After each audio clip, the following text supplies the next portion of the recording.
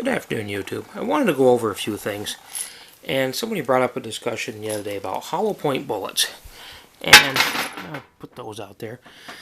I've got a pretty big selection there, and I want to go over a few things because I've had some discussions with a few different users or YouTube viewers about hollow point bullets, penetration, whatever. And because some people think stopping power is merely just whatever bullet you choose. You have to do more than that.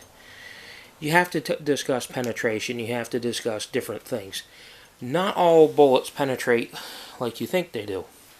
For instance, these all were fired out of a .357 Magnum, out of the same gun, in a wet newsprint, which you see a lot of ballistic gel. Wet newsprint is what a lot of industry standard people they use. Now, get to this one here. This is an old Federal Hydroshock. This is a .38 special load. It was fired out of a short-barreled, 3-inch barreled revolver.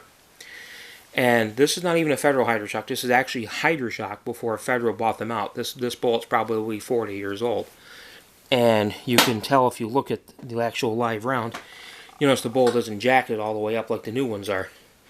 Now you see the expansion on that. That's a standard .38 special, not even plus P.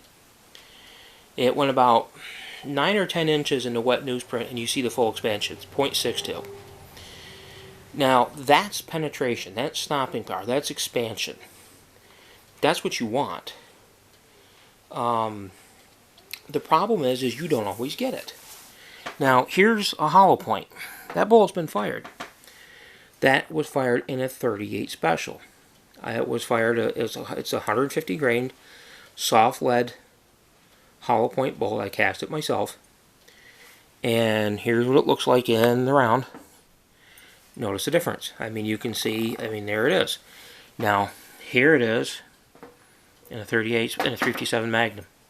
There's 3 examples, all fired in a wet newsprint. Same gun. These were fired in .357 Magnum. Those went in 12 inches plus, and as you can see, the expansion is almost 50 caliber plus. The retention is 146, 147 grains. This is where your velocity needs to match the bullet you're using. Another one that was touted as a great round was a .357 Hornady Revolution. I have a bunch of them. .357 Magnum round out of a .357 Magnum handgun. As you can see, look at your expansion and they didn't expand hardly at all. You know, I mean, here's a bullet that was designed to do all this expansion, all this, and look at it. Here's a third one. It lost the tip, and that's it. That's all it did. So let's get these out of the way here, and I'll get into what people consider personal defense rounds.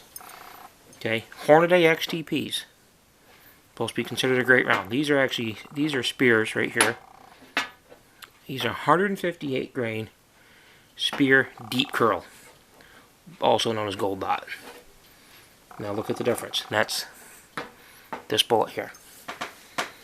Look at it. That was great expansion. 3.5-inch barrel, .357 Magnum, fired in the same wet newsprint. Look at your expansion. That's exactly what you want. Weight retention is 158 grains for all 3 of those. This is what you want. Now, the Hornady XTPs. I was disappointed. That's all I got. Every one I fired looks just like that.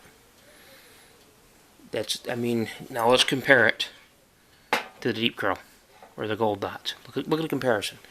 Let's compare it to the hand cast bullets. Look at the difference. Look at your expansion. Not what you would expect. Now, how does this translate? What exactly does all this mean? It means you have to have a balance between velocity, bullet construction, and what you want to do with it. You need to have the bullet. You need to test every bullet you fire or you have in your gun. Just assuming that bullet's going to do what you want it to do, that doesn't mean anything. You have to know it. Now this is all wet newsprint. Unfortunately, the only real way to test something is to actually fire it into a living tissue. And we don't recommend that. At least, you know, unless it's a deer and you're hunting deer with a 357 Magnum. But when I hear people say, that round's got great stopping power, and I ask, why? Well, because it goes this fast. That doesn't mean a darn thing. 22 long rifle is going quite fast. It's going faster than a 45 ACP. That means nothing. 45 ACP round ball. Great round. It's going very fast. I'm sure it'll put somebody down, but not as well as a hollow point would, because it's the construction of the bullet versus the velocity. Now, okay, 357 Magnum, you know, those Levolution rounds, great velocity. Look at the performance. It's awful. You might as well be shooting a wad cutter. You can see the difference. As to why that bullet didn't work, I don't know. I just know it doesn't work. So these are the things you need to think about. These are real-world hollow point bullets in real-world tests. So I recommend, if you get a gun and you want to use hollow point bullets, or any bullet for that matter, find a way to test them safely so that you know before you really have to deliver that round in a situation, you know what it needs to do. Don't go by books and by facts and by figures and say, well, that's what this velocity is, that's what this is going to do. That's not how it works in the real world. I can tell you right now that I know people that go out and get guns and they think that they're the greatest defense pistols or whatever in the world simply because some army used it somewheres. And, well, they used it. That doesn't mean a darn thing. It means at one time somebody in a high up position thought that that gun was a good idea. I can honestly say if you think that the 9mm Beretta is a better handgun caliber-wise than a 45 ACP, you're smoking something. The ballistics are not there. The performance isn't there. And that's just the way it is. If 9mm was such a great round, then why are police departments dumping it left and right?